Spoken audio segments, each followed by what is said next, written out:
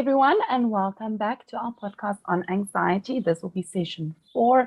And as always, please note that I'm a quantum life consultant. I'm not a medically trained professional doctor.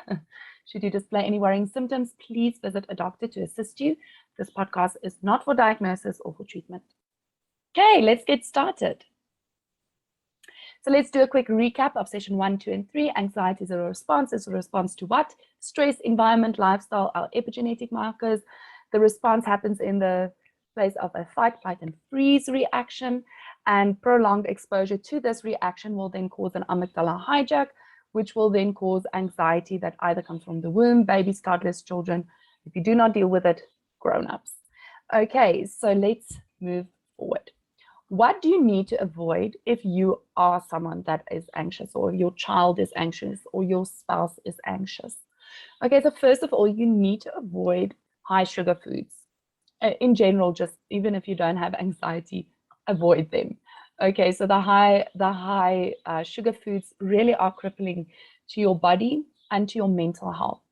Finding your triggers. You need to find, what about this situation actually made me anxious? And you need to communicate them to people so that people are aware to either avoid the triggers if they are the ones creating the triggers, or to help you when they see, oh, someone else is doing this thing that's triggering you, so that they can help you through it. You need to focus on what you can control. A lot of people get anxious about things that are so out of their control. And so if you cannot control the situation, being anxious about it will definitely not help. And not sleeping when you have the opportunity to do so. You need to sleep 8 hours a night. And if you need, take an afternoon nap. That is fine. You need to do what you need to do to cope. Then doing everything yourself to the extent where you burn out. Okay, so you need to avoid doing everything. This is where we get, especially the perfectionism personalities, they tend to do everything. They're also at work, the people, if something needs to be done, they put their hands up, and then in the end, they sit with everything on their plate, and they cannot get to everything, they cannot deal with everything, and that then becomes a trigger to them. Unhealthy diets. Guys, if your child is struggling with any physical symptom or ailment or anxiety, unhealthy diet is probably contributing to that, between 80 and 90%. You need to eat healthy. You need to look after your well-being. Okay, then food that you need to avoid when you suffer from anxiety is GMO products, processed dairy, things that are not organic or free range. You need to avoid them. You also need to avoid alcohol. Okay, so triggers, knowing your triggers and avoiding your triggers.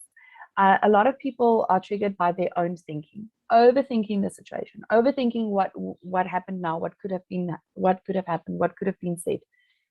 Stop thinking, and sometimes just try, and even if you have to put on for that moment, and this is not an avoidance method, this is a coping method. If you need to just quickly switch your focus to looking at something, say you have a mug, looking at the mug, thinking, okay, this mug has green on it, it has white on it, it's quite a big mug.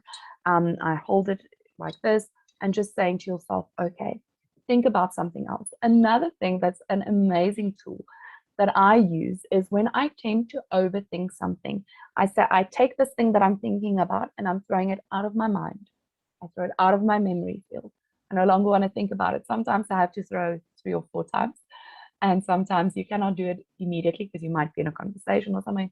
Just excuse yourself and go to the bathroom and throw out these overthinking things.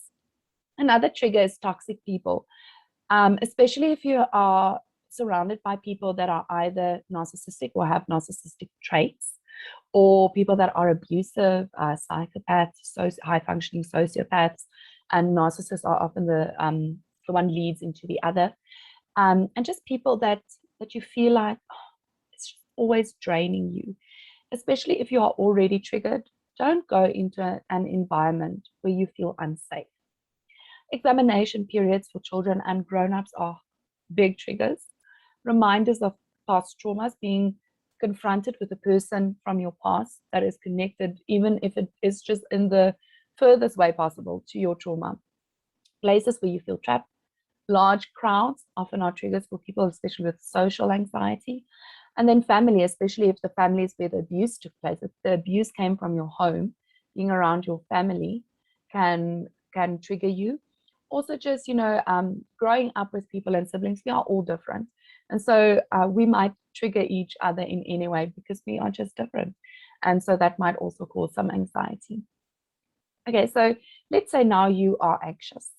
You say to me, Natanya, my child is now anxious. It's too late to stop. The triggers are there, everything's there. It's what do I do now? And the anxiety just gets worse and worse and worse.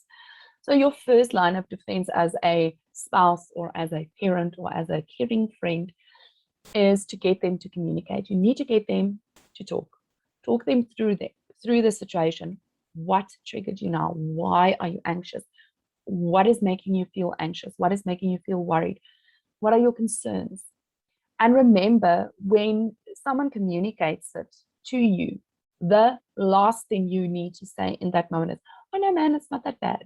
Or, oh no, man, stop it. Pull yourself together. Okay, those are toxic reactions and toxic positivity, and it will not help. Okay, you need to help the person to breathe. If they are having a panic attack, breathing in through the nose, holding in their breath, and then breathing out. Breathing in through the nose. The reason you breathe in through the nose is it slows your heartbeat and it slows your breathing patterns so that you don't feel that panic attack feeling on your chest and the palpitations. Focus on something else. Like I said, the mug, just switch their focus for a moment to think about something else or to think about the reality. Let's say you're dropping your child off for a sleepover. Your child that you drop off is scared that something will happen to them while they are away. They get getting panicky. Then you say to them, okay, but let's think about the reality of this. I have a cell phone and you have a cell phone. So you can just phone me anytime. I promise I'll keep my phone on. Or let's say someone is anxious about the results of a paper. Okay, I understand that you're anxious. I would also be anxious. Your whole life's future depends on the marks of this paper. But you know what? You already wrote the paper. So there's nothing you can really do about it now, but accept whatever has already been done. Or, let's see, what can you control? Let's say this is before writing the paper. Let's make sure that you study enough. Let's make sure that you have an appointment with the lecturer or the teacher for an extra lesson. Let's make sure that you watch YouTube videos on the matter, what's currently going on in the current affairs, and make sure that you focus on what you can control and what is real.